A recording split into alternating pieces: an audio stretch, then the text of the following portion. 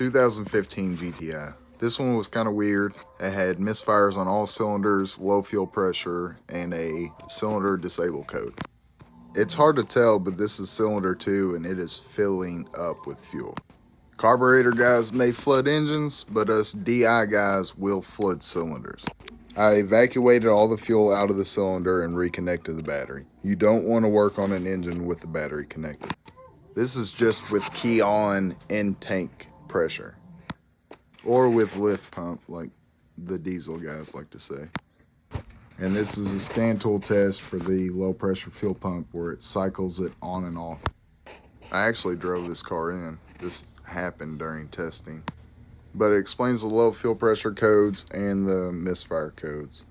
I did check compression with the fuel pump unplugged before the repair. It was good enough to proceed.